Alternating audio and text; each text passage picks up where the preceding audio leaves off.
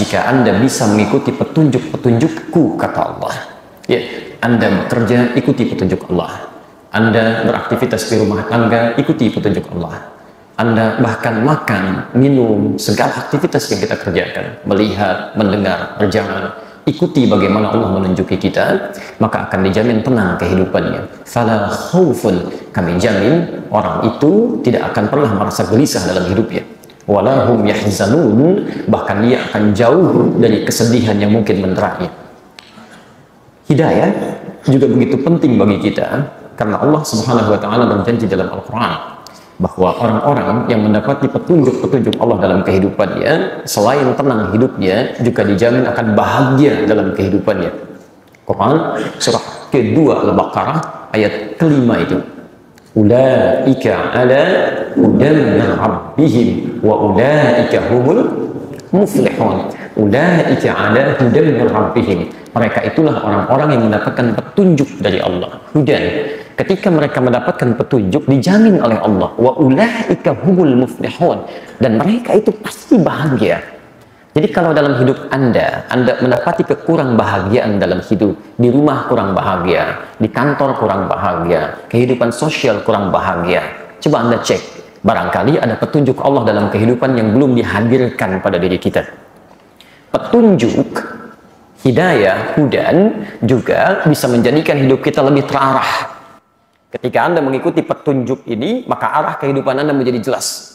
Ya, Masya Allah, Anda ingin hadir di masjid ini saja, dengan acara kita malam ini, ta'lim kita insya Allah, Anda mencari bagaimana petunjuk sampai ke sini. Kalau pada hal yang singkat saja Anda membutuhkan petunjuk, maka bagaimana dengan kehidupan kita yang lebih kompleks? Quran surah ke-18, Al-Kahf, ayat ke-17, posisi sebelah kanan, di atas agak ke tengah sedikit. May yahdillahu fahuwal muhtad. Siapa yang diberikan petunjuk oleh Allah dalam hidupnya, maka muhtad, dia akan semakin terarah jalur hidupnya. Ya, mudah sampai ke tujuan. Jelas apa yang dapat dia raih. Tapi persoalannya, wa may yudlil falan tajid lahu waliyyan mursyida. Siapa yang kemudian tidak mengambil petunjuk ini, diungkapkan oleh Al-Qur'an, diistilahkan yudlil, dia tersesat. Hati-hati ya.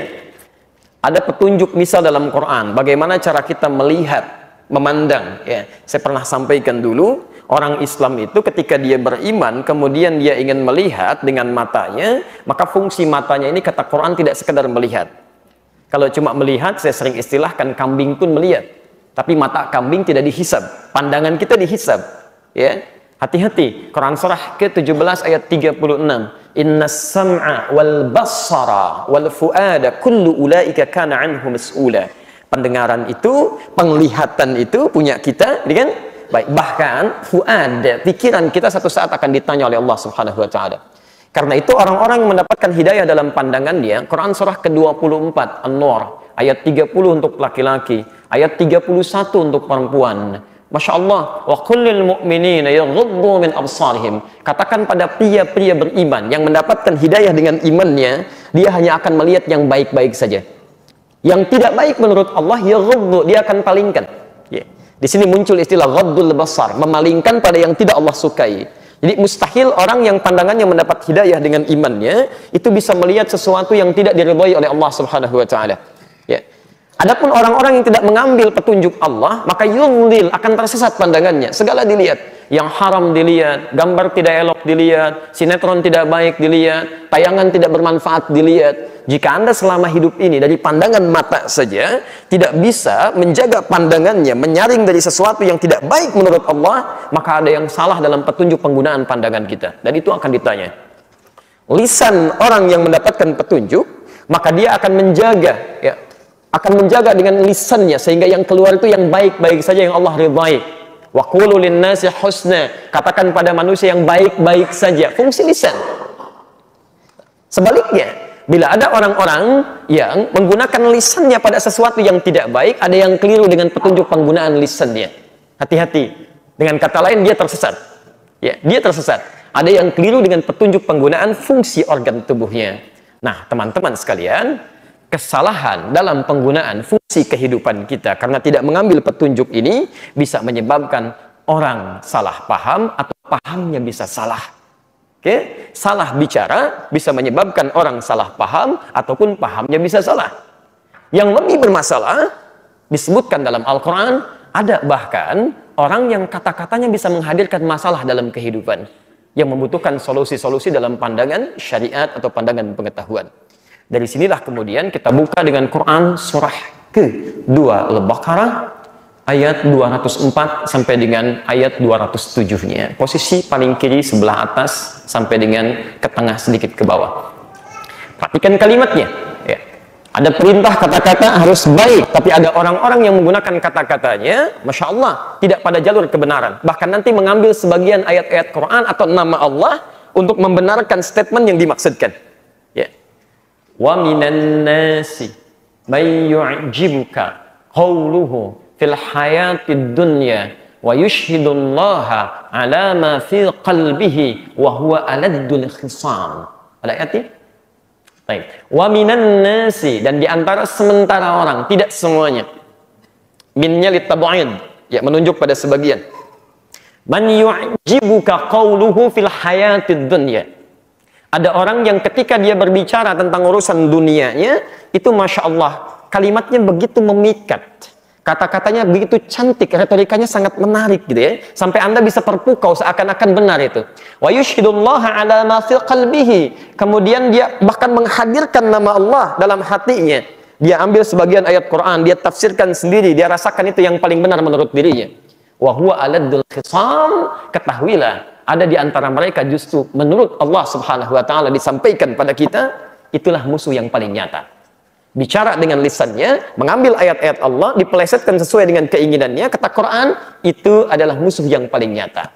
Yang paling menarik, dalam lompatan ayat setelahnya, ketika diingatkan, wa idza qila lahu taqillaha, ketika diingatkan pendapat Anda barangkali kurang tepat, merujuklah kepada pandangan yang benar. Akhadhathul izzatu bil itsmi.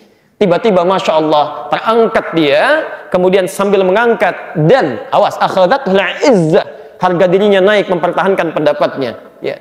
Izzah di sini ada unsur kesombongan, ada unsur merasa yang paling hebat, seakan-akan nyundul ke langit gitu kan. Dia yang paling tinggi, yang lain rendah. Baik, teman-teman sekalian, bil itsmi, dan ada potensi dosa di situ. Ya, ada potensi dosa. Karena itu, dalam bahasan kali ini, kami seperti biasa, tema kita malam ini adalah seputar tanya jawab tentang keislaman. Tapi sebelum kita bahas itu semua, kami mendapatkan satu gambaran yang dimintakan untuk dibahas, sehingga kita berikan tema antara salah paham dengan paham yang salah. Ya. Ada video yang masuk kepada kami tentang satu kejadian yang tadi terkait dengan ayat yang diuraikan dalam Al-Quran tadi, yang tayang dalam salah satu TV swasta. Kemudian transitnya pun kami terima saat ini untuk dimohonkan agar diurai dalam kesempatan ini. Baik, karena itu kita coba analisis. Apakah pernyataan-pernyataan ini memberikan petunjuk kepada kita, atau jangan-jangan ini menjadi pendidikan yang ditunjukkan oleh Allah Subhanahu wa taala, bukti real kebenaran Al-Qur'an dan kebenaran hadis-hadis Nabi sallallahu alaihi wasallam, bahwa ada pernyataan-pernyataan di depan yang harus diwaspadai. Teman-teman sekalian, Bapak dan Ibu dan pemirsa Akhir TV dimanapun Anda berada, ada kaidah yang harus kita pegang teguh ya. Ingat betul ini. Pernyataan Al-Qur'an dan hadis itu tidak mungkin keliru.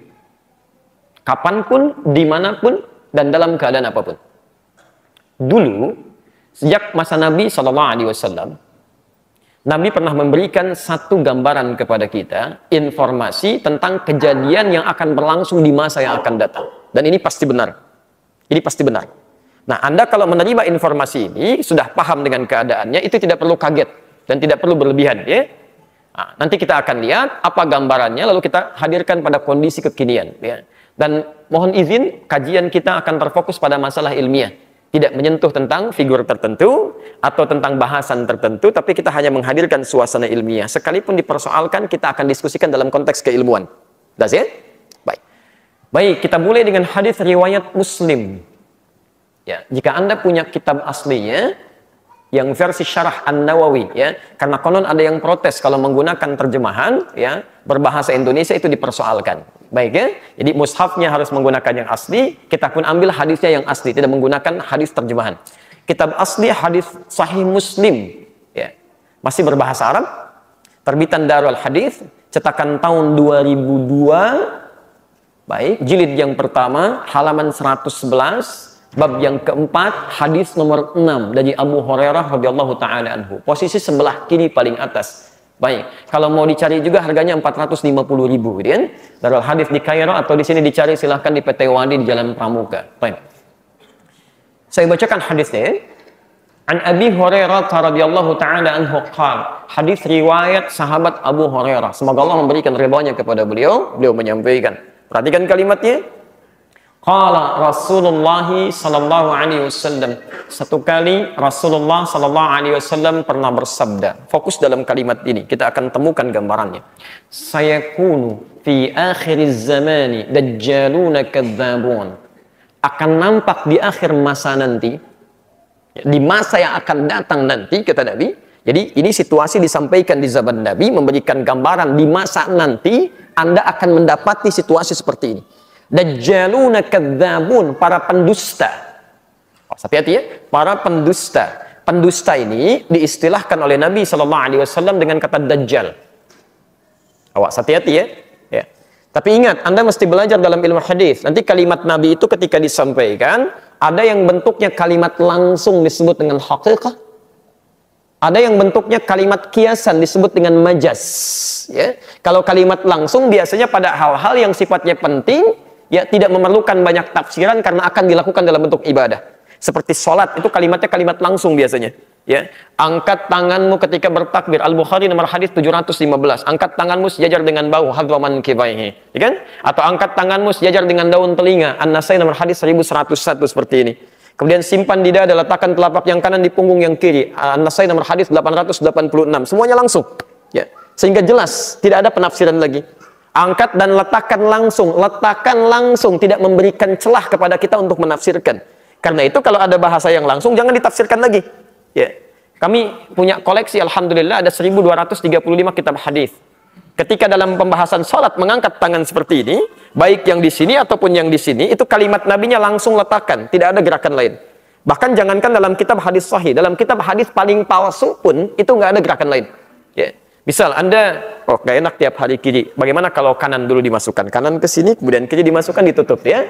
Jadi jangan terlampau kreatif ya. Kalau petunjuknya sudah jelas, maka cukup ikuti itu, jangan mencari-cari yang lain. Jelas di sini? Baik. Tapi ada bahasa-bahasa yang menggunakan majas, kata kiasan, ya, untuk menunjukkan tingkat tinggi dari kebahasaan. Karena beliau orang paling fasih. Di Arab itu, orang yang paling dihormati dalam bahasanya ketika dia bisa mengungkapkan bahasa dengan tingkat yang tinggi. Majas. Gitu ya? Baik. Ada banyak bahasa majas yang harus Anda pelajari. Ya. Seperti misal dalam hadis pernah mendengar kalimat begini, maaf, makan yang sunnah dengan apa? Tangan. Berapa jari? Masya Allah, 3 jari. Makanlah seperti ini. Itu Anda tidak bisa langsung menyimpulkan bahwa yang sunnah makan menggunakan jari. Belum tentu. Anda harus cek dulu kapan Nabi mengungkapkan kalimat itu. Ada pelajaran dengan bahasanya. Analisis bahasa, ilmunya ilmu balaghah. Dibagi 3 bagian lagi. Ada ilmu ma'ani, menganalisis diksi katanya, ilmu bayan menganalisis cara menjelaskannya, ilmu badi' menganalisis cara pengungkapannya. Kemudian ada yang kedua tentang asbabul wurud, kapan Nabi menyampaikannya. Dalam asbabul wurud ketika menerangkan hadis itu, Nabi SAW sedang memberikan contoh memegang kurma begini. Baik, teman-teman sekalian, kata Nabi, makanlah kalian seperti ini, yang dipegangnya kurma. Baik, kira-kira kalau Anda memegang kurma dengan menggunakan 5 jari, itu tandanya apa? Baik, dalam bahasa Jepang tingkat tinggi itu disebut dengan rowog gitu ya. Baik, rakus ya. Oke, jadi dari sini kemudian para ulama memberikan gambaran memegang dengan 3 jari ini maksudnya makan yang sunnah itu menyesuaikan cara memegang dengan kadar makanannya. Jadi kalau makanannya butuh 3 jari cukup gunakan 3 jari. Butuh 2 jari cukup gunakan 2 jari. Jelas sampai sini? Salam dengan 5 jari gunakan 5 jari, gitu kan? Baik, Anda ingin makan dengan sayuran, nggak bisa menggunakan jari, gunakan sendok. Jelas ya? Makan sayur pakai jari yang sunnah, bukan. Itu Anda yang keliru tafsir. Baik, dajjalun disebut dengan dajjal. Itu bukan dajjal yang sesungguhnya, tapi bahasa kiasan. Baik, kalau dajjal itu kira-kira pintar atau bodoh? Pernah lihat? Oh, belum. Baik ya?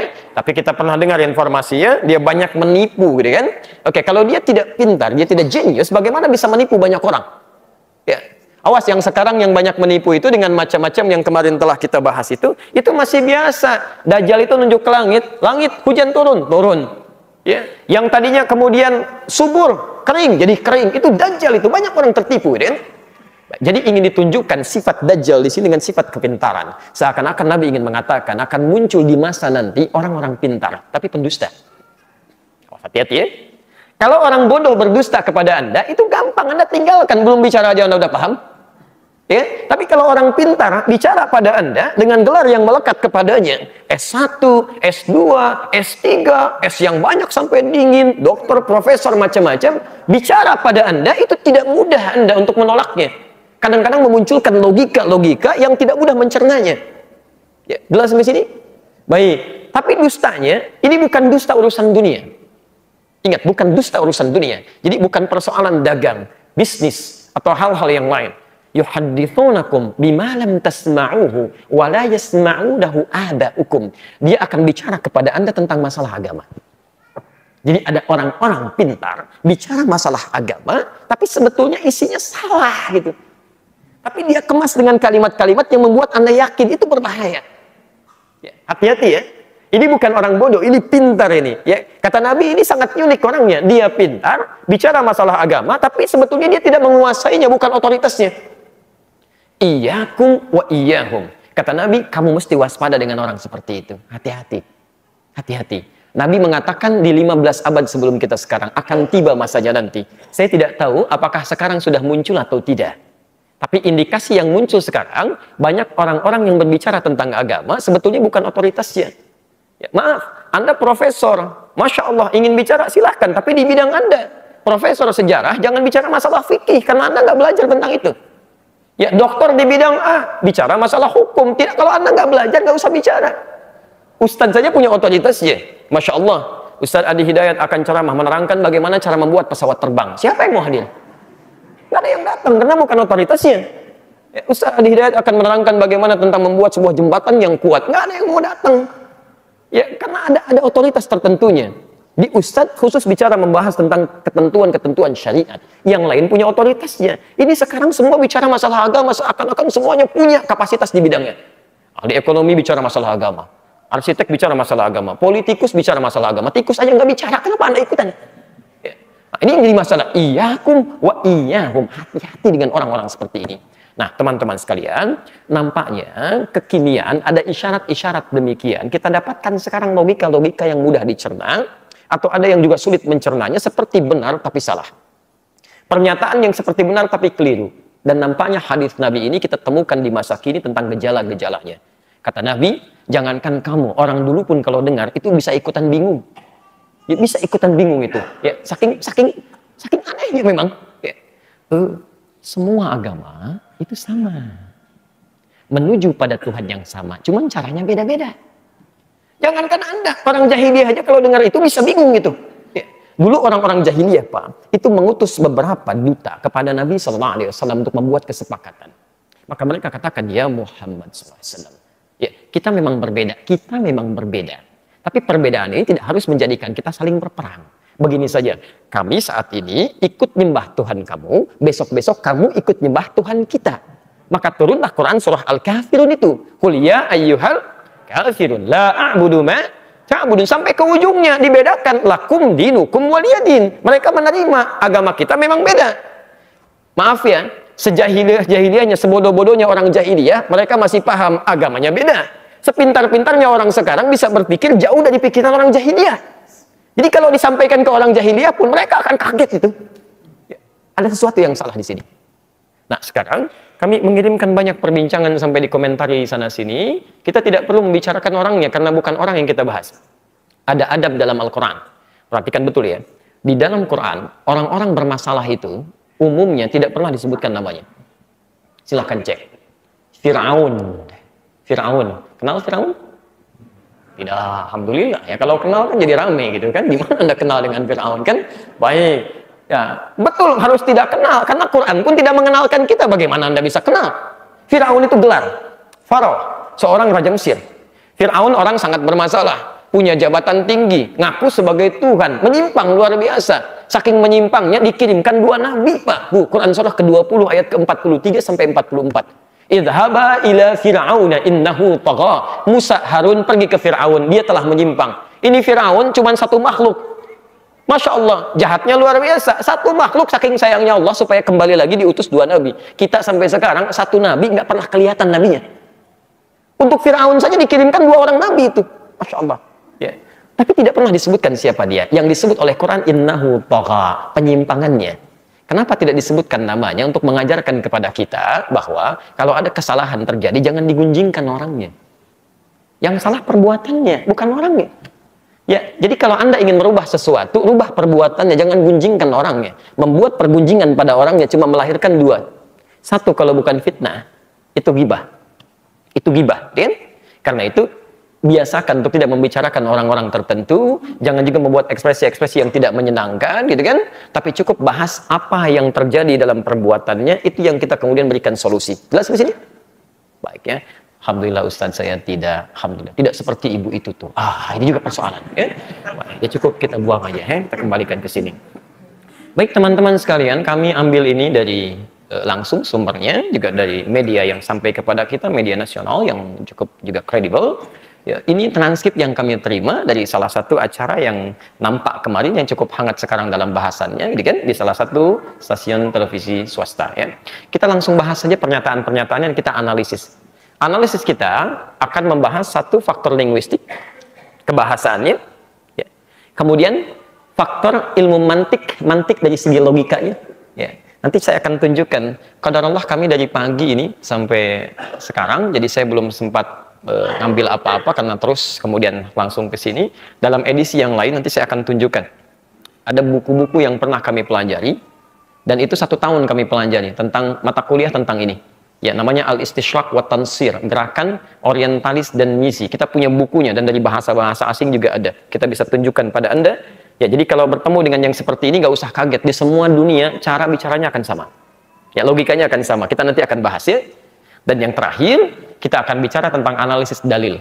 Ya, analisis dalil.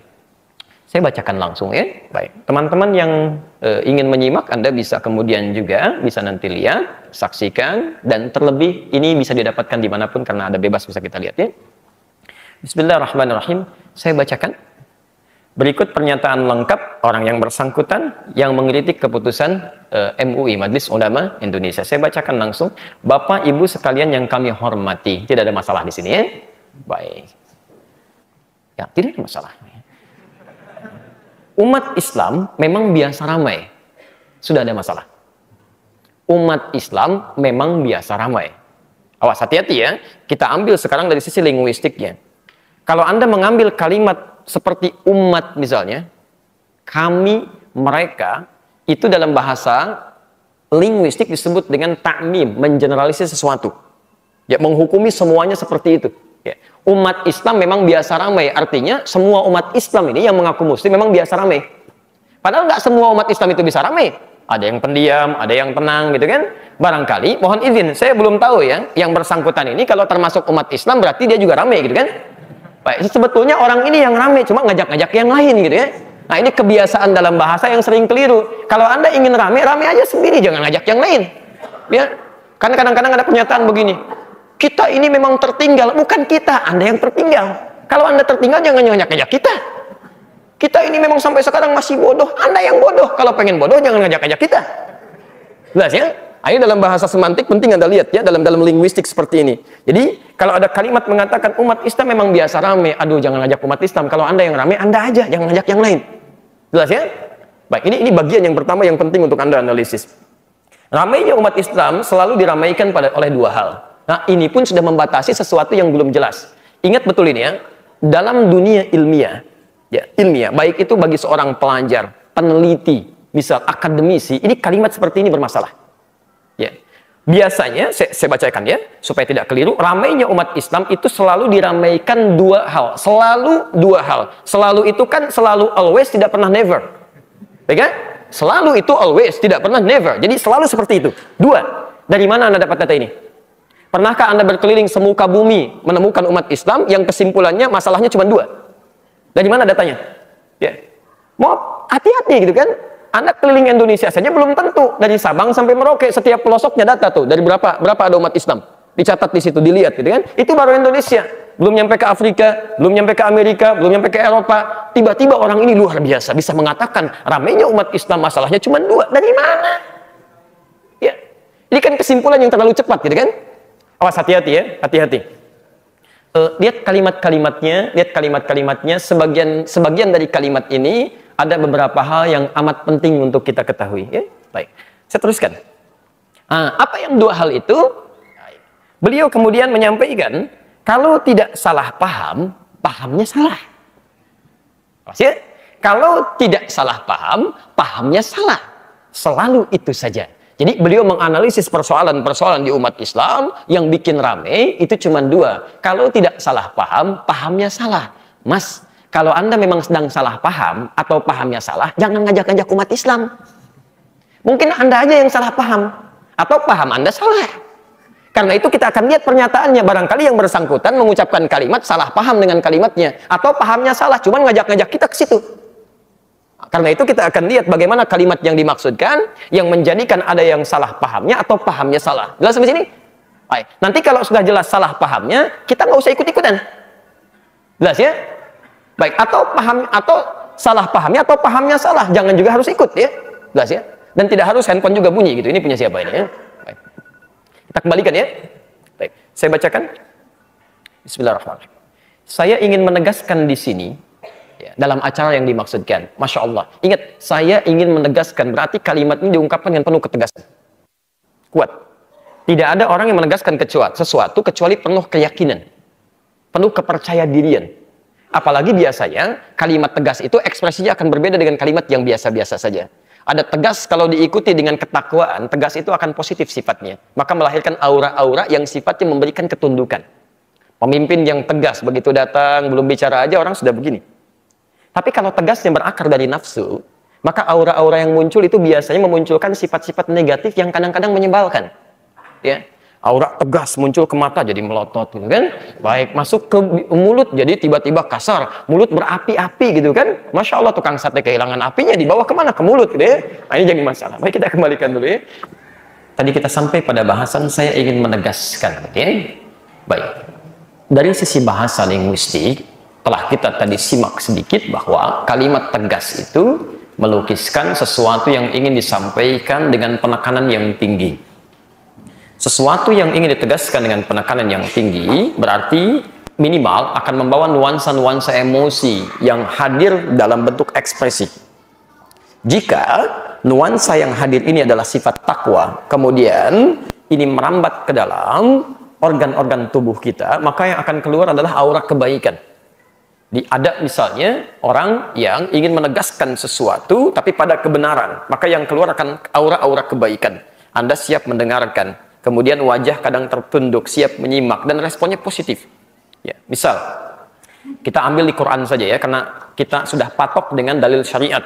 Quran surah ke-27 misalnya, An-Naml ayat 38 sampai ayat 40 itu. Kita mulai di ayat ke-38-nya. Ada seorang nabi dan rasul, pembesar luar biasa, raja. Ya, Nabi Sulaiman namanya. Nabi rasul, raja luar biasa. Maaf, rakyatnya bukan sembarang rakyat, tapi ada jin, kalangan jin tingkat paling tinggi, ifrit pun jadi bawahannya. Jadi, ada manusia dari kalangan yang paling soleh sampai yang biasa. Binatang dari yang paling galak, yang paling buas, sampai semut yang paling kecil jadi bawahannya. Baik, satu kali Nabi Sulaiman ingin menegaskan satu perintah dengan kalimat yang sangat tegas. Quran surah ke-27 ayat 38. Ya ayyuhal mala, hei para pembesar. Nah, ini yang dituju dengan kalimatnya para pembesar. Jadi tidak mungkin kalimat disampaikan oleh pemimpin kepada para pembesar. Artinya yang punya pemikiran, yang punya kepemimpinan, yang punya kekuasaan, itu yang disentuh. Tidak mungkin Anda bicara pada pembesar dengan kalimat yang lembut. Hei para pembesar, mustahil. Pasti Anda keluarkan ya satu kalimat dengan aura yang membawa kekaguman, gitu kan?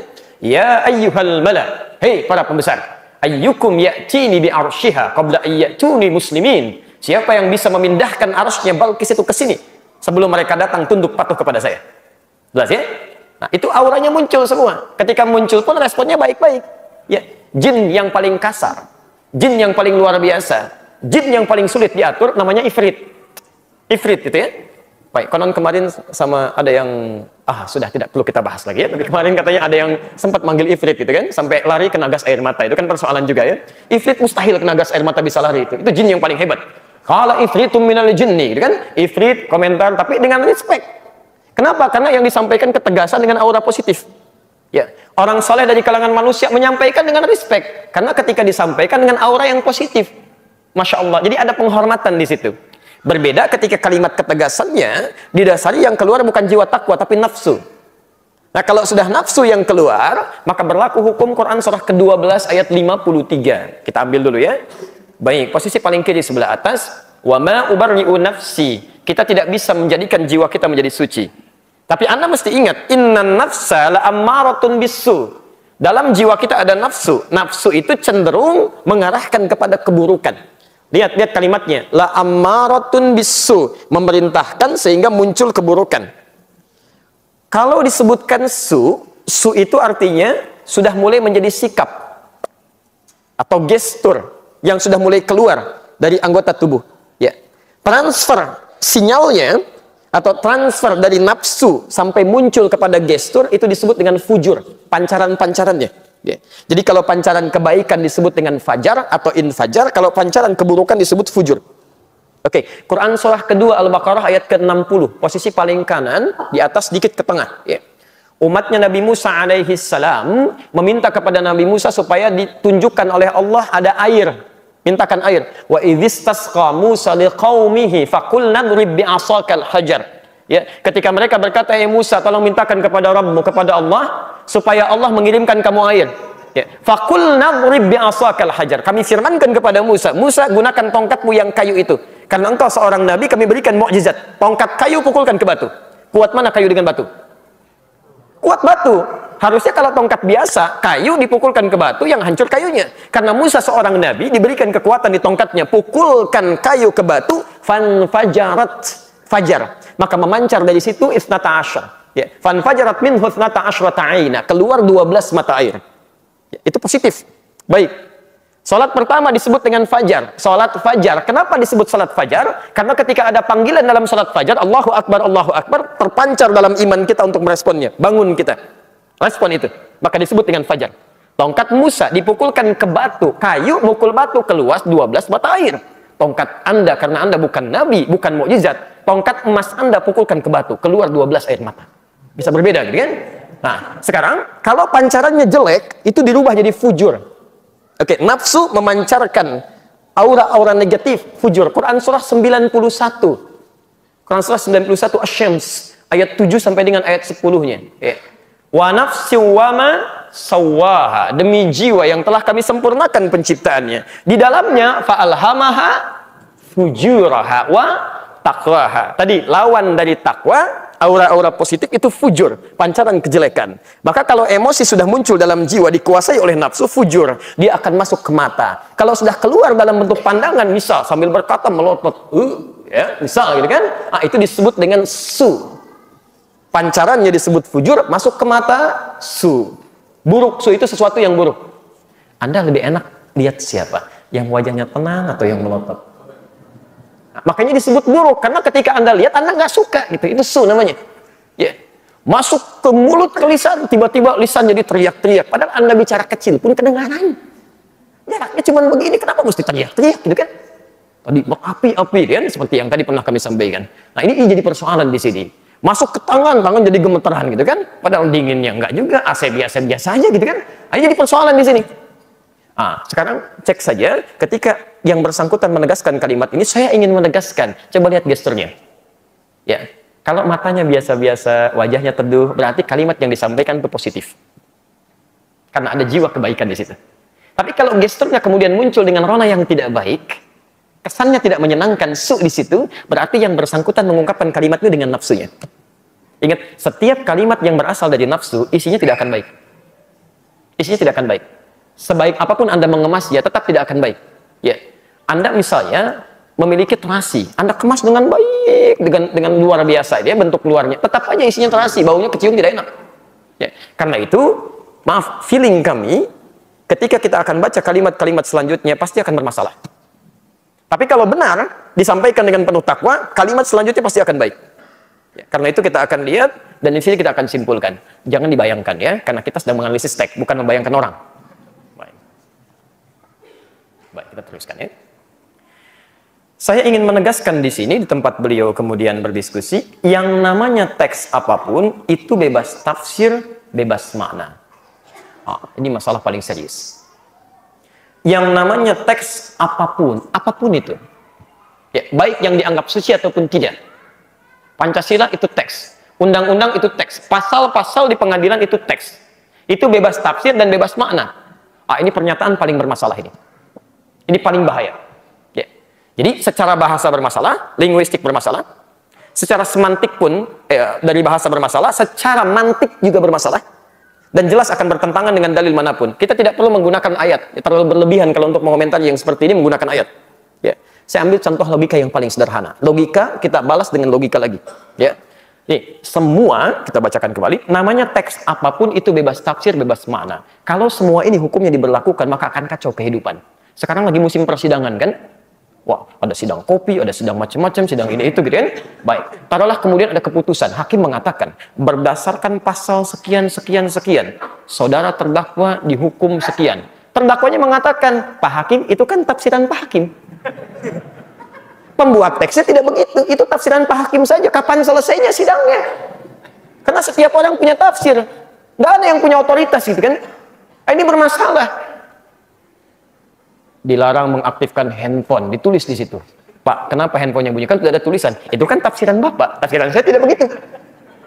Ya semuanya akan begitu, nanti banyak persoalan di situ, gitu kan? Ini yang paling berbahaya yang seperti ini. Ya, jelas sampai sini ya. Jadi karena semuanya tafsirnya bebas makna, akhirnya melakukan sesuatu yang liar, tidak terkendali. Sesuatu yang liar, yang bebas, tidak terkendali, tidak ingin ada batas, itu dalam dunia pemikiran sekarang dikenal dengan liberal. Jadi kalau kalimat ini dimunculkan, ini kalau kita lihat dalam kalangan pemikiran, ini tidak pernah keluar kecuali dari kalangan liberal. Ya, asalnya ingin membawa nuansa Quran itu bebas, tidak boleh siapapun menafsirkan. Hadis juga terbuka, siapapun boleh berkomentar. Kalau seperti itu berbahaya kehidupan. Ya, jelas di sini? Jangan dipraktekkan ya. Batas suci, pakai sepatu ke situ. Ini kan batas suci, itu kan tafsiran Bapak saja. Ya, jelas ya? Baik. Bismillahirrahmanirrahim. Teruskan ya. Yang namanya Al-Quran, ini kalau pembukanya sudah salah, kesananya akan lebih salah lagi. Ini masalah gitu kan. Baik, teruskan jangan. Jadi kalau pembukaannya sudah salah, kesananya keliru, kesananya lebih fatal lagi gitu kan.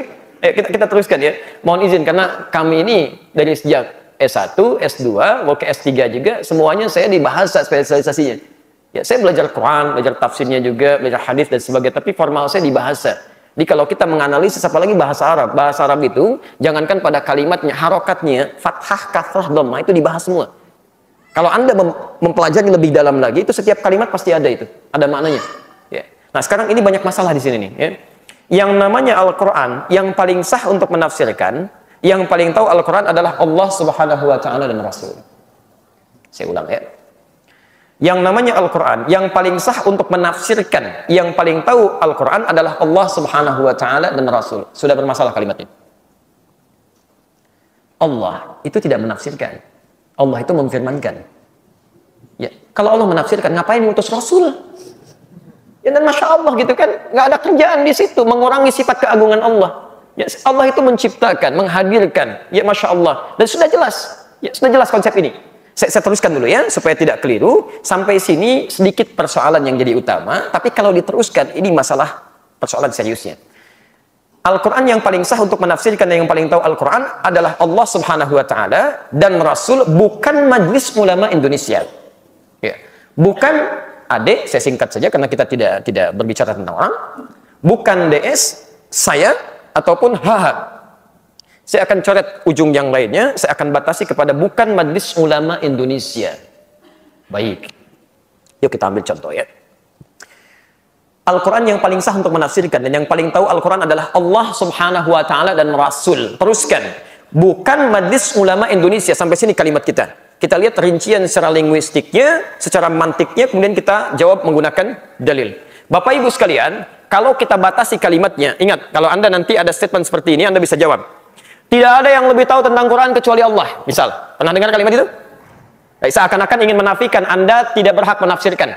Yang lain tidak berhak, saya pun tidak. Cuman Allah saja yang maha tahu. Ya, pernah dengar kalimat itu? Awas, hati-hati. Kalimat ini kalimat yang paling berbahaya. Ya, kalau Allah saja yang paling tahu maknanya, maka ibadah kita selama ini akan kacau segalanya. Nggak benar kita. Ya. Anda pun sama. Dari mana Anda bisa sholat seperti sekarang? Anda muslim bukan? Muslim, Pak. Lihat KTP saya muslim. Sholat tidak? Sholat, Pak. Dari mana Anda bisa sholat? Yang paling tahu makna sholat ketika diturunkan, kan? Awas, kalimat sholat pertama Al-Baqarah ayat ketiga. Alladzina yu'minuna bil ghaib wa yuqimunas shalah. Setelah beriman pada Allah yang gaib, yang tak nampak, ingat kalimatnya, gaib tidak nampak, tidak kelihatan oleh kita sekarang, kan? Hati-hati ya. Tidak kelihatan oleh kita sekarang. Jangankan kita, Rasul pun, Nabi pun tidak bisa melihat Allah. Nabi Yusuf, Nabi paling ganteng semuka bumi, disebutkan di Quran, Perdana Menteri, luar biasa tampannya, saking tampannya, Masya Allah, Quran surah ke-12 ayat 31, posisi paling kanan sebelah atas, paling pojok itu. Ya, ketika lewat, Masya Allah, falamma ra'aynahu akbarnahu, wa qulna hasya lillahi ma hadza bashar, in hadza illa malakun karim. Ketika mereka melihat Yusuf, sampai tercengang perempuan-perempuan itu. Ya, Masya Allah, sampai memotong sebagian, mengiris sebagian tangannya, wa qata'na aydiyahunna. Ya, tercengang sampai berkata, ini sih bukan manusia, ini malaikat yang menjelma dalam diri manusia. Nabi, Rasul, manusia paling ganteng, Perdana Menteri, tetap tidak bisa melihat Allah. Anda bukan Nabi, bukan Rasul, tidak seganteng Yusuf. Anda lewat aja ibu-ibu belum tentu kepleset gitu kan. Masya Allah, Anda nggak bisa melihat Allah, bagaimana tahu makna dari Allah? Nggak bisa gitu kan. Nggak bisa Anda katakan semua yang tahu Allah, lantas kalau sekarang saya mau ibadah bagaimana? Bertemu Allah aja nggak bisa. Ya, di sini kerancuannya. Jadi kalau kalimat dipotong sampai sini, yang tahu maknanya cuma Allah. Lantas ketika kita akan menafsirkan ibadah, seperti apa caranya? Karena kita nggak pernah berjumpa dengan Allah. Musa nggak bisa, gitu kan? Alaihissalam. Nabi Yusuf nggak bisa, apalagi kita. Nah, sekarang kembalikan. Karena itulah kemudian, ketika Allah Subhanahu Wa Taala ingin memberikan perintah, karena kita tidak bisa menjangkaunya, ya, maka kemudian diutuslah seorang Rasul untuk menjelaskan pada kalangan umatnya yang sejenis dengan kita. Jadi Rasul kalangan manusia diutus manusia. Rasul kita ketika diutus, Masya Allah, istimewa, luar biasa. Ya, Nabi Muhammad SAW diutus untuk menjelaskan ayat-ayat Allah. Dan didoakan oleh Nabi Ibrahim, Nabi Ismail sebelumnya. Quran surah kedua Al-Baqarah ayat 129, posisi paling kiri sebelah atas. Rabbana wab'ath fihim rasulan minhum yatlu alaihim ayatika. Dalil pertama. Ya. Nabi Ibrahim, Nabi Ismail alaihi wassalam bermohon kepada Allah setelah selesai meninggikan bangunan Ka'bah. Ya Allah, mohon nanti utus seorang rasul yang terlahir di sekitaran Ka'bah. Ya, coba perhatikan, rasul mana yang pernah lahir di sekitaran Ka'bah? Tidak ada kecuali Nabi Muhammad SAW. Jelas di sini? Baik. Apa fungsinya beliau ini? Yatlu alaihim ayatika, menyampaikan, membacakan, menerangkan tentang firman-firman-Mu ya Allah yang Engkau turunkan kepadanya. Jadi ketika Allah ingin mengajarkan kepada kita, akan diutus seorang rasul untuk menerangkan kepada kita, karena kita tidak bisa melihat Allah langsung. Jelas sampai sini? Baik, karena itu wa yu'allimuhumul kitab. Ya, setiap wahyu, setiap rasul pasti menerima wahyu. Ya, wahyunya Nabi Muhammad SAW disebut dengan Quran. Begitu turun ayat, misal Al-Baqarah 43, wa aqimus shalah, turun ayat, dirikan salat, maka Nabi harus menyampaikannya. Tapi tidak cukup sampai situ. Wa yu'allimuhumul kitab, kemudian mengajarkan kepada kita. Begini caranya. Jelas sampai sini? Nah, jadi pernyataan kedua, kalau Anda ingin mendapatkan pemahaman yang benar dari Allah, mesti melewati Rasul, Nabi. Di sini kemudian ada semboyan datang kepada kita, ikutlah kepada wahyu Al-Quran, ikutlah kepada sunnah petunjuk Nabi. Jelas sampai sini? Baik. Nah sekarang persoalannya, Anda pernah nggak ketemu Nabi? Awas, kita sampai harus temukan sampai kalimat Majelis Ulama Indonesia, harus sampai situ ketemunya. Baik, Anda pernah nggak ketemu Nabi? Di mimpi barangkali? Masya Allah, mimpi aja belum pernah ketemu, bagaimana bisa menerima petunjuk Nabi? Ya, belum tentu bisa ketemu. Imam Asy-Syafi'i, Masya Allah, Muhammad bin Idris Asy-Syafi'i, orang soleh luar biasa, lahir 150 Hijrah, hafal Quran, menghafal Al-Muwatta dalam semalamnya, ahli hadis, ahli tahajud, ahli siyam, ahli puasa, belum ketemu Nabi dalam hidupnya. Secara fisikalnya, karena saat dilahirkan Nabi sudah wafat. Anda bukan imam, kadang-kadang di masjid jadi makmum, belum hafal Quran, bukan ahli tahajud, belum hafal hadis, bahasa Arab belepotan. Masya Allah, dibandingkan Imam Syafi'i lebih paham beliau dibandingkan dengan Anda kepada Nabi. Tapi tetap beliau tidak bisa bertemu. Akhirnya apa yang terjadi? Nabi memberikan isyarat. Kalau Anda ingin belajar dari saya, Anda mesti melewati jalur-jalur sehingga bertemu dengan ajaran Nabi. Maka beliau bersabda, Ibnu Majah, nomor hadis 233. Awas, hati-hati sampai ketemu kalimatnya ya. Ibnu Majah, Sunan Ibnu Majah nomor hadis 233. Saya langsung percepat saja. Innal ulama warathatul anbiya. Innal ulama, kata Nabi, warathatul anbiya. Sungguh para ulama itu, itulah yang mewarisi ajaran para nabi. Jadi, saat kita sekarang ingin belajar ketentuan dari Nabi tentang ibadah, tentang akhlak, tentang muamalah, karena kita nggak pernah bertemu dengan nabinya, mesti cari jalan. Orang ini kan berkata, tidak ada Al-Quran yang paling sah untuk menafsirkan, yang paling tahu Al-Quran hanya Allah dan Rasul, ya kan? Baik, sekarang Anda nggak pernah bertemu dengan Allah, tidak bertemu dengan Rasul, bagaimana bisa tahu itu? Ya, kalau kita tidak tahu, bagaimana kita ibadah? Makanya kata Nabi, Anda bisa temukan itu semua petunjuknya melalui jalur para ulama. Innal ulama'a warathatul anbiya. Sungguh para ulama itu adalah pewaris keilmuan para nabi. Karena itulah kemudian Imam Muslim membuat satu pembahasan dalam kitab sahihnya. Ya, referensi masih di kitab yang tadi, ya, terbitan Darul Hadis cetakan tahun 2002, jilid yang pertama halaman 119, bab yang kelima, posisi paling kiri sebelah atas.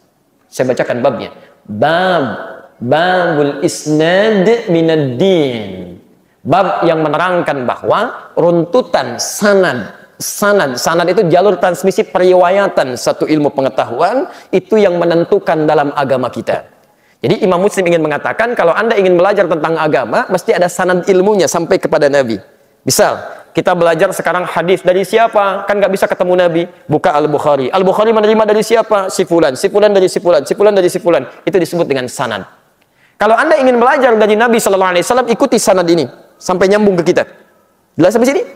Nah, Anda salah belajarnya dari orang yang tidak tersambung kepada Nabi, maka akan salah juga dalam ibadahnya. Anda mau belajar tentang sholat dari orang yang tidak pernah nyambung pelajarannya kepada Nabi, maka sholat kita bisa salah. Jelas sampai sini?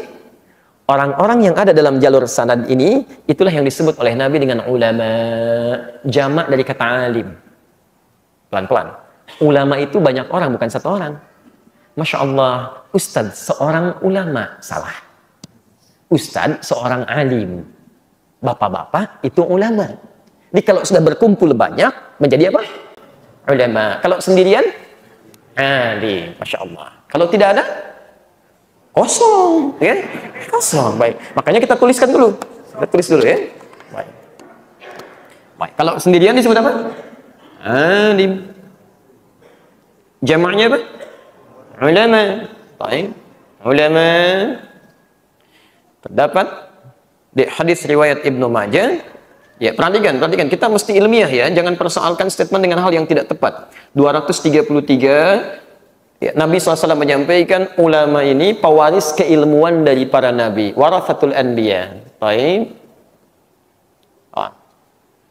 Jamaknya ulama dari kata alim. Siapa yang disebut ulama? Awas, mesti ada kriteria. Tidak semua orang belajar agama jadi ulama. Belum tentu. Awas, hati-hati ya. Ulama nanti ada beberapa turunan. Ya. Dalam hal belajarnya, dia serius sampai memahami hukum agamanya. Quran surah 9 ayat 122. Posisi paling kiri sebelah bawah. Gitu kan? Syarat pertamanya, dia serius belajarnya. Quran surah 9 sampai 122. Ya.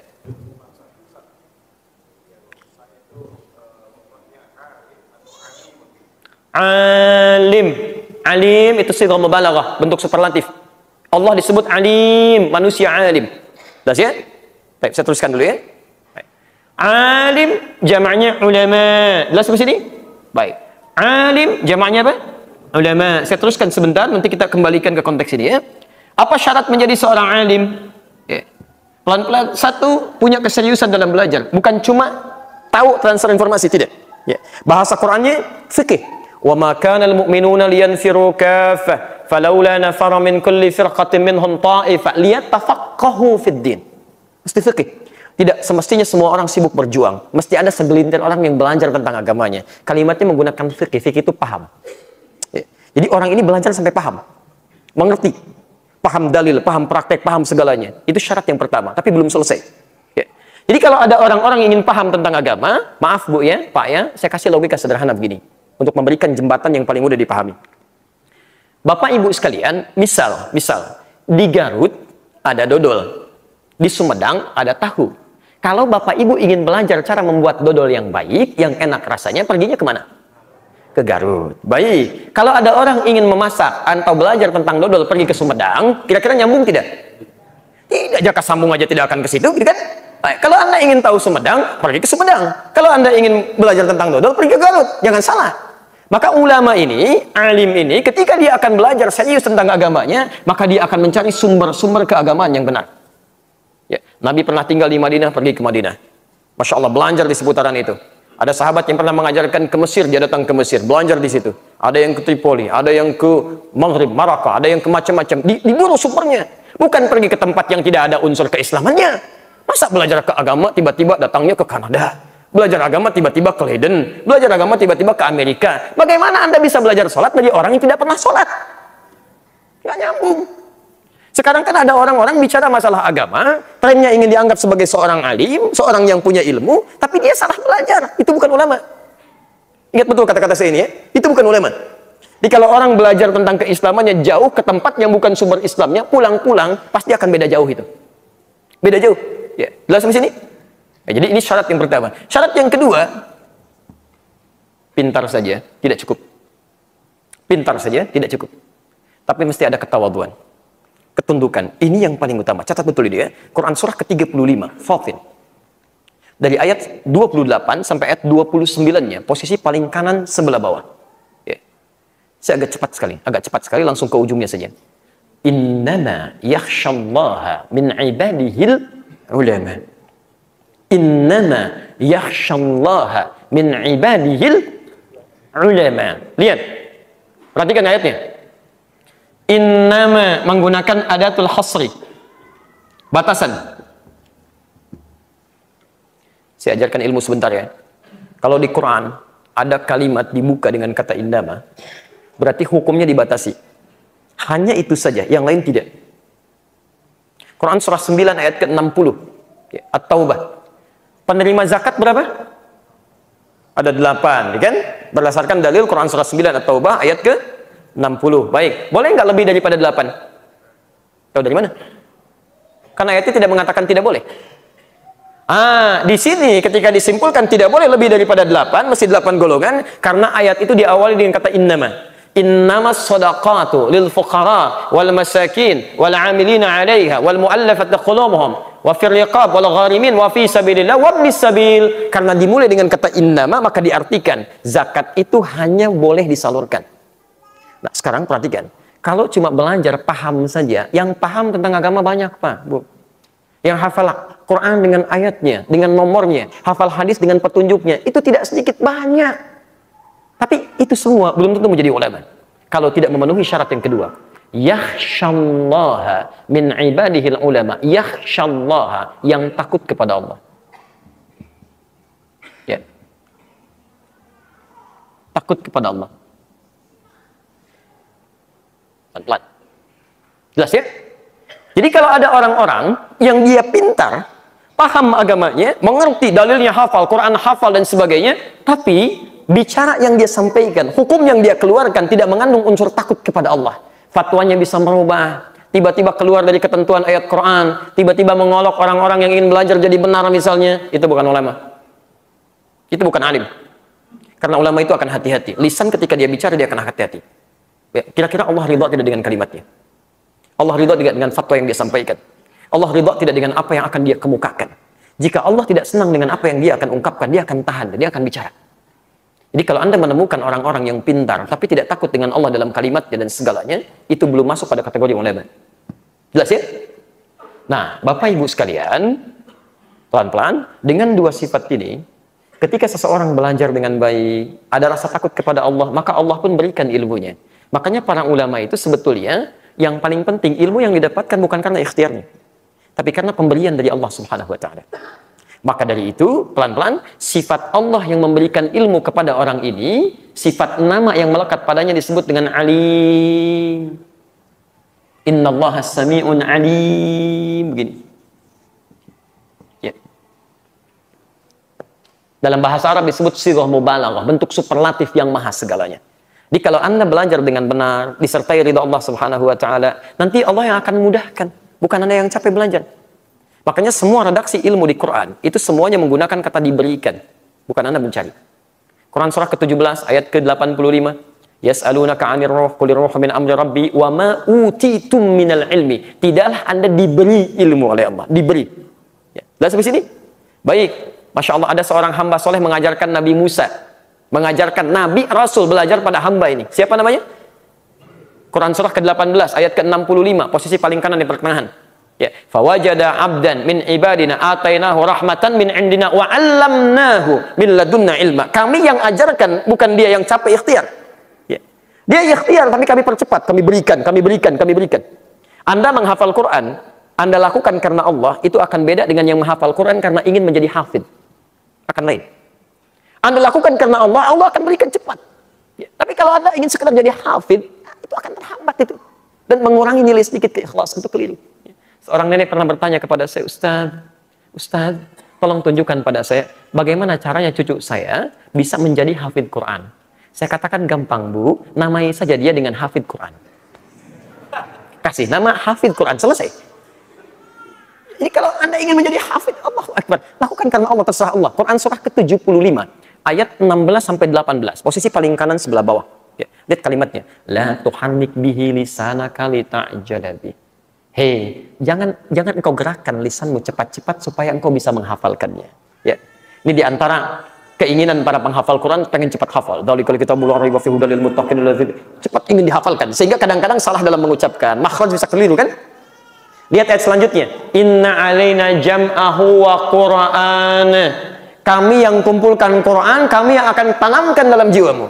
Karena itu ada orang yang hafal Quran 2 tahun, 3 tahun, 4 tahun, tiba-tiba yang ini 2 bulan, 20 hari bisa hafal Quran. Jelas ya? Karena itu sifat Allah yang memberikan ilmu disebut dengan alim. Ada pertanyaan tadi? Yang diberikannya disebut dengan alim. Jamaknya disebut dengan ulama. Kalau orang-orang ini berkumpul di satu tempat, maka perkumpulannya selalu akan mengangkat kebaikan-kebaikan pada kita. Jadi kalau Anda belajar pada ulama, itu Masya Allah, akan lain tak Bu? Tidak akan banyak canda yang tidak serius, tidak ada kalimat-kalimat yang tidak ada isinya, semuanya akan bermanfaat. Dan manfaat pertama, ketika mereka berkumpul akan terangkat keimanan Anda. Sesuatu yang mengangkat dari tempat yang rendah ke tempat yang tinggi, kata kerjanya disebut dengan jalasa. Tempatnya disebut dengan majlis. Saya ulang ya. Saya ulang, Anda terangkat dari tempat yang rendah ke tempat yang tinggi, kata kerjanya disebut dengan jalasa. Jalasa itu asalnya bukan duduk. Jalasa itu berpindah dari posisi rendah ke posisi tinggi. Kalau perpindahan saya dari posisi tinggi ke posisi rendah, saya sedang berdiri begini. Saya mau pindah ke posisi rendah, saya mau duduk. Itu bahasa Arabnya qa'ada. Kata bendanya qu'ud. Karena itu orang yang tidak bisa berdiri sholat, maka diminta untuk duduk. Tidak menggunakan jalasa, tapi qa'ada. Ya. Qiyaman wa qu'udan. Quran surah ke-4 ayat 103. Fa idza qadaytumus sholata fadhkurullaha qiyaman wa qu'udan. Bukan julusan. Tapi kalau Anda ingin pindah dari bawah naik ke atas sini, terangkat Anda, itu jalasa. Tempatnya disebut dengan majlis. Jamaknya disebut dengan majalis. Quran surah ke-58 ayat ke-11, posisi paling kanan sebelah bawah.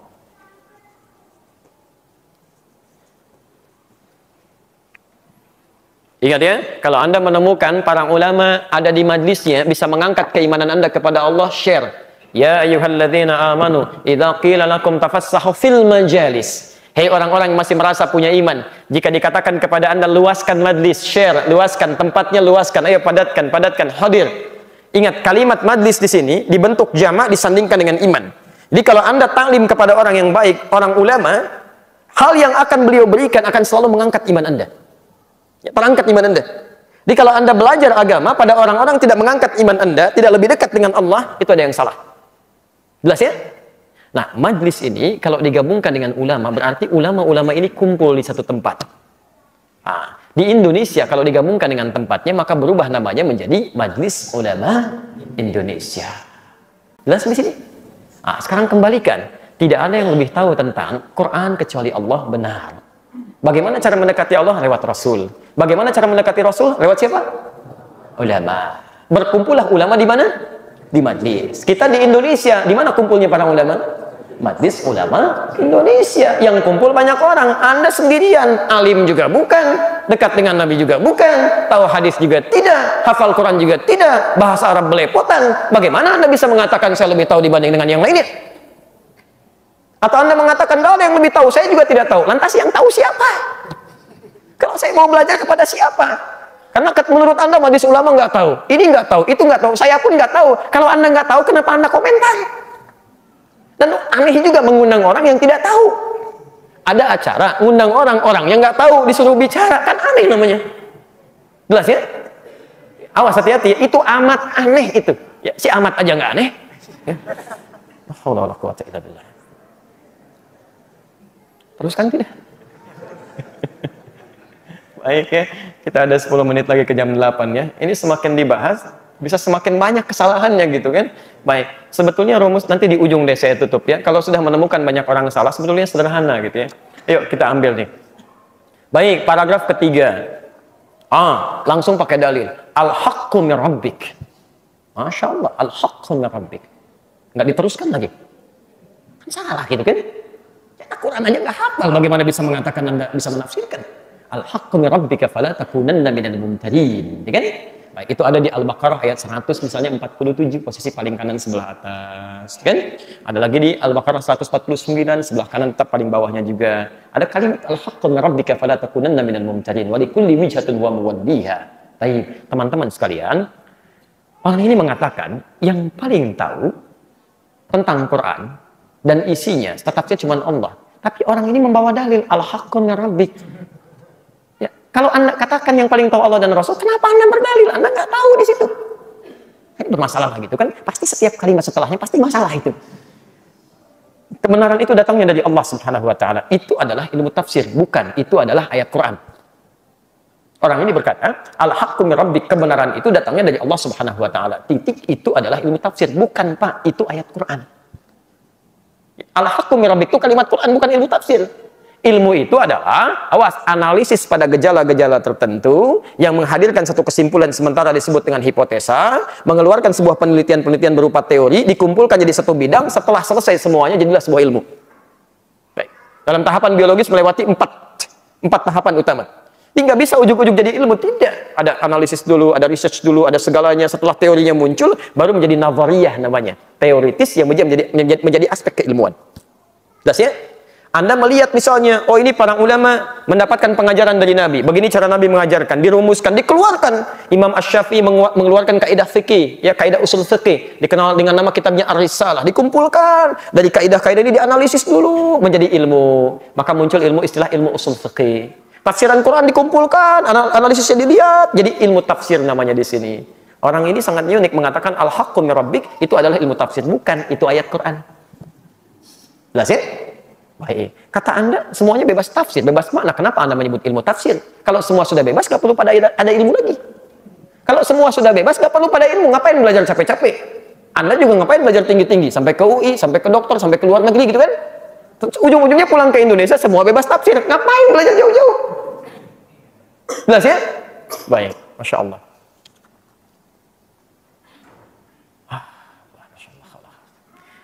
Yang paling tahu tentang teks adalah orang yang membuat teks itu sendiri. Ini juga bermasalah. Baik. Jadi kita susah memahaminya. I love you.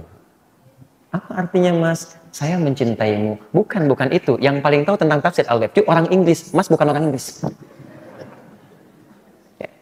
Halo, good morning. Selamat pagi. Apa artinya Mas? Selamat pagi. Bukan. Itu tafsiran Mas. Yang paling tahu tentang good morning itu orang Inggris. Wah, jadi kacau nanti kehidupan itu. Jadi Anda nggak bisa komunikasi itu. Ya, jadi karena semuanya serba penafsiran, semua serba bebas gitu kan. Jadi yang sastra Inggris nggak laku, yang sastra Arab nggak laku, sastra Indonesia nggak laku, tidak ada kamus besar bahasa Indonesia. Kenapa? Karena bebas tafsir. Jelas sampai sini? Wah, pokoknya ujung-ujungnya jadi pada bingung lah gitu kan. Sampai subuh juga, Masya Allah ini jadi persoalan serius karena semua yang dimulai dari nafsu itu ujung-ujungnya jadi persoalan. Jadi persoalan, jadi bertakwalah kepada Allah Subhanahu wa taala. Ini nggak usah panjang-panjang kita bahas ya, kita akhiri di paragraf terakhir ini saja. Baik, dalam ilmu sastra, Mas F, senior saya di satu universitas gitu kan, ada namanya proses kreatif. Yang paling tahu makna puisinya TI, ya TI sendiri, bukan kita menerjemahkan seakan-akan. Baik Bapak Ibu sekalian, jadi ini diantara sesuatu yang tidak tepat. Ya. Bahkan ini ada sesuatu yang menurut saya tidak sopan dia. Kalimat selanjutnya tidak sopan. Karena itu, kiai-kiai saya, guru-guru saya, ulama saya dulu ketika memaknai Al-Quran, saya ngaji. Katanya semua ilmu itu yang paling tahu Allah dan Rasul, tapi Anda ngaji juga. Ya, ulama-ulama, tadi Anda katakan Majelis Ulama Indonesia itu tidak tahu tentang Quran. Sekarang Anda menyebut kiai-kiai saya, guru-guru saya, ulama saya. Anda pun ngaji pada ulama. Ini aneh ini orang ini. Satu sisi menafikan Majelis Ulama itu kan kumpulan para ulama. Ya, dia ngaji katanya ulama saya. Kalau ulama kan bentuknya jamaah atau tunggal? Jamaah kan? Dia sendiri mengatakan yang paling tahu tentang Quran Allah dan Rasul. Majelis ulama nggak pada tahu. Kok orang ini belajarnya ngaji sama ulama juga? Artinya ada inkonsistensi dalam pemikirannya. Ini sedang bingung biasanya. Jadi kalau sudah semakin tinggi alirannya semakin kencang konslet. Ya, biasanya demikian. Ya, agak lain biasanya. Baik ya. Ya. Ini bahaya. Ya, jadi gelap. Kalau konsep kan gelap. Ya, gelap zulumat. Yukhrijuhum minadh dhulumati ilan nur. Itu harus segera mendekat kepada Allah karena hanya Allah yang bisa mengeluarkan dari kegelapan menuju ke yang terang. Quran surah kedua ayat 257. Posisi paling kanan sebelah atas. Allahu waliyul ladzina amanu yukhrijuhum minadh dhulumati ilan nur. Ini semakin gelap nih. Kita harus tunduk pada Allah Subhanahu wa taala. Tidak pernah mengklaim dirinya paling benar. Ya wajar. Semua ulama nggak ada yang begitu. Kalau begitu namanya sombong. Sudah kita bahas kan, tawadhu dekat dengan Allah selalu ditutup dengan kalimat wallahu a'lam bimuradi, bahwa Allah lah sesungguhnya yang paling tahu tentang maknanya, bukan orang lain. Jelas itu nggak usah dipertanyakan. Tapi mereka menerangkan ini maksudnya ini maksudnya itu, tapi yang paling tahu hanya Allah Subhanahu wa taala. Ini petunjuk yang kita amalkan. Itu kalimat ketawadhuan, bukan ingin membuat kita bebas menafsirkan lagi. Ya. Bapak Ibu sekalian, zakat itu hanya boleh disalurkan kepada 8 golongan. Allah berfirman di Quran surah 9 ayat ke-60. Begini kisahnya. Ini disebutkan. Wallahu a'lam bimuradi. Maksud wallahu a'lam bimuradi yang paling tahu Allah maksudnya, bukan artinya Anda disuruh menafsirkan lagi, bukan. Semua ini atas ketetapan Allah. Allah yang paling tahu. Silahkan laksanakan ini. Karena itu nggak usah ada tafsiran lagi. Jelas ya? Nah, yang terakhir, karena itu kalau menjadi ulama, ini semakin meningkat lagi nih. Ya. Jadi kalau diekspresikan dengan kalimat takwa akan tawadhu, tapi ini nggak ada sifat takwanya nih, ini kemungkinan nafsu nih. Karena itu, kalau menjadi ulama, saya tidak perlu menyerupai ya, jadi saya nggak bisa ya, nggak bisa saya. Karena itu kalau menjadi ulama, menjadi kiai, mengutip Al-Quran, jangan hanya mengutip dengan surat Al-Quran yang terjemahan. Allahu Akbar, ulama itu jauh-jauh belajar, membahas bahasa Arab, belajar sampai menghafal Quran. Kalau sudah tahu paham isinya, paham maknanya, ngapain lagi pakai terjemahan? Mungkin Anda yang belum baca tafsir, Anda baca terjemahan. Kalau Anda paham terjemahan, jangan bawa-bawa yang lain. Masya Allah gitu kan. Terjemahan yang ada di mushaf kita itu yang kumpul banyak ulama. 8 tahun risetnya itu. 8 tahun. Baru muncul kalimat itu berdoa dulu, mohon dulu kepada Allah dan sebagainya. Masya Allah, itu ulama pada kumpul. Kalimat-kalimat yang Anda tafsirkan itu bukan cuma dalam bahasa Indonesia. Coba ngaji lagi kitab tafsir. Berapa kitab yang Anda punya? Berapa yang sudah Anda selesaikan? Ada nggak tafsiran seperti yang Anda sebutkan itu? Silahkan cek, nggak ada. Nggak ada. Ya, jadi kita barangkali Bapak Ibu sekalian, kesananya pasti akan semakin kacau. Jadi saya nggak perlu sebutkan lagi kalimat-kalimat setelahnya. Karena biasanya turunannya begini. Kalau nafsu naik, itu kalimatnya biasanya ya, kacau, ngelantur, ya, kemudian kasar, kesananya sudah tidak bisa masuk logika. Ya. Bahkan nanti jangankan manusia, maaf ya, jin, setan bisa dibawa-bawa. Kalau sudah nggak nyambung, ya. Makanya setelahnya muncul kalimat setan gitu kan. Ya, karena muncul. Ya. Tidak layak lah untuk dibacakan. Jadi menurut saya tidak layak. Saya pun lisannya tidak bisa mengungkapkan kalimat itu, terlalu dalam. Ya, terlalu dalam. Jadi silahkan Anda lihat sendiri. Intinya apa? Intinya banyak hal yang keliru di sini. Ya, kenapa bisa keliru? Banyak faktornya. Tapi sekarang yang paling penting bagaimana kita bersikap.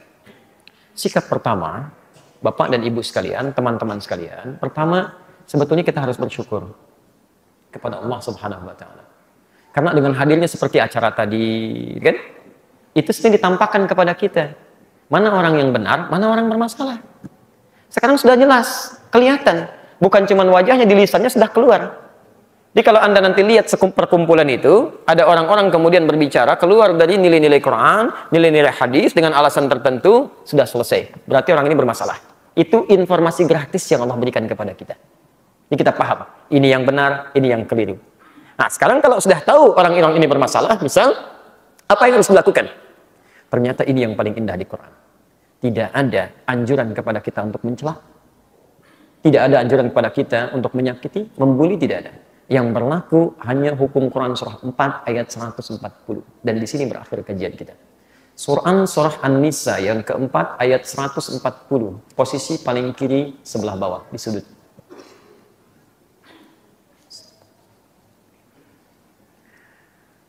Wa qad nazzala 'alaikum fil kitab.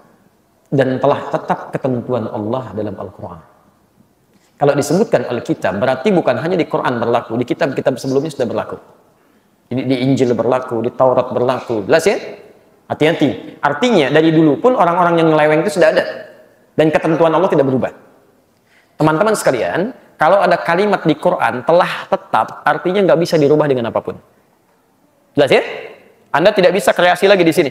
Ya. Allah tetapkan misalnya, sholat subuh 2 rakaat, tetap ketentuan, nggak bisa berubah. Ya, Anda datang berdoa dengan nangis apapun tidak akan berubah. Ya Allah, hamba dulu mengakui sering berbuat dosa dalam kehidupan, hamba bertobat ya Allah. Mohon ampuni hamba ya Allah. Hamba ingin berubah. Mohon bantu untuk meningkatkan amal soleh. Izinkan besok gak apa-apa ya Allah. Salat subuh hamba besok 3 rakaat. Nggak bisa. Tetap 2 rakaat. Jadi sesoleh apapun Anda ingin beribadah, nggak bisa berubah ketentuan. Nah sekarang ada ketentuan di Quran yang nggak boleh Anda rubah. Jangan keluar dari frame ini. Apa ketentuannya? An idza sami'tum ayatillahi yukfaru biha. Kalau Anda mendengar ayat-ayat Allah diingkari, dipelesetkan, ya, jauh gitu kan dari makna sesungguhnya. Atau minimal wa yustahza'u biha, mengolok-olok. Ya, diolok-olok ini, olok-olok itu dan sebagainya. Apapun jenis contohnya yang tidak bisa kita lukiskan malam ini. Maka hukum Qur'annya fala taqudu ma'ahum, indah sekali. Allah tidak mengatakan cela dia. Bully dia, tidak ada. Yang ada indah sekali.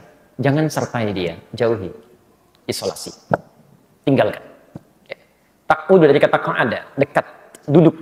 Duduk itu sertai. Kalau dia ada acara, tinggalkan. Kalau dia punya bacaan, jauhkan. Kalau dia punya afiliasi dengan hal tertentu, jangan dipakai. Kalau dia pengacara, jangan digunakan jasanya. Kalau dia dosen, jangan digunakan jasa pengajarannya. Kalau dia politikus, jangan dipilih partainya, tinggalkan. Kalau dia menyampaikan pendapat, jauhi. Ya. Apa manfaat dari sini? Bukan untuk mengecilkan orang itu. Indah sekali. Kata Quran, hatta yahudu fi haditsin ghairi. Ini cara supaya dia sadar. Dengan diisolasi oleh orang, dia sadar saya menyimpang. Saya harus kembali. Sampai dia tobat lagi, sampai mengerti bahwa dia keliru. Kalau dia sudah bertobat, maka maafkan. Rangkul kembali. Jelas di sini? Nah, jadi teman-teman sekalian, ini informasi gratis. Lihat orang-orangnya itu. Kalau orang-orang itu bermasalah, cukup sudah. Tinggalkan dia. Jangan ikuti seminarnya. Jangan baca bukunya. Isolasi aja. 200 juta umat Islam di Indonesia kompak meninggalkan semua itu. Mikir sendiri. Ya, partainya tinggalkan. Jasanya jangan pakai macam-macam. Pendapatnya jauhi. Nanti ujung-ujungnya ditinggalin juga. Dia berpikir, saya salah nih. Ketika tertekan baru. Gitu kan? Ya, tertekan kan baru muncul. Nah, tapi kalau Anda semakin respon... atau mungkin direspon dengan cara yang tidak baik, dibully dan sebagainya. Innakum idzam mithluhum. Lama-lama kamu seperti itu juga. Ya. Lama-lama seperti itu juga. Tolong jangan buang-buang waktu dengan mencela ya. Energi kita terlalu tinggi untuk mencela orang lain. Maaf, sesuatu yang sudah jelas salahnya, itu jangan dicela, sama aja bohong. Ya. Maaf, sesuatu yang sudah jelas kotornya, jangan banyak dikomentari karena sudah kotor. Buang-buang energi Anda yang mahal untuk mengomentari yang jelas salahnya. Ayam diciptakan oleh Allah dengan nafsu, jadi nggak ada kecenderungan takwa. Kalau ayam berbuat salah, jangan dikomentari. Emang sudah kita aja salah. Ibu sedang nyapu, bu, dipel bersih lantainya. Ayam ke situ buang kotoran. Dasar ayam, ya emang begitu. Ibu nggak bilang dasar pun bawaannya begitu. Jadi buang-buang energi dengan berkomentar begitu. Ada orang terganggu sarafnya, kata orang gila gitu kan. Lempar mangga orang. Kemudian Anda iseng mengatakan, hei gila kamu ya. Emang gila. Mau diapain lagi gitu kan? Karena itu pada orang-orang seperti ini yang sudah jelas salahnya, jangan banyak dikomentari. Sayang, habis-habis pulsa, habis energi dan sebagainya. Jadi uraian sekarang juga cukup sampai di sini aja. Sayang-sayang waktu kita terbuang ya. Malam Jumat ada waktu untuk tahajud, ada waktu untuk baca Quran dan sebagainya. Jadi ini hanya kerangka untuk menyampaikan satu pemikiran sehingga jadi pegangan bagi kita semua. Baik, jelas uraiannya? Dipahami betul? Ingat, jangan meninggalkan ruangan ini kecuali kita paham semuanya ya. Jelas insyaallah? Baik, kalau sudah jelas seperti biasa, karena kita kajian-kajian Al-Quran, kajian Sunnah, kita mengambil hukum Al-Quran. Al-Ma'idah, Quran surah kelima, ayat 100 sampai 101 itu. Ya ayyuhalladzina amanu, hei orang-orang yang masih merasa punya iman. Iman Anda dipertaruhkan di sini.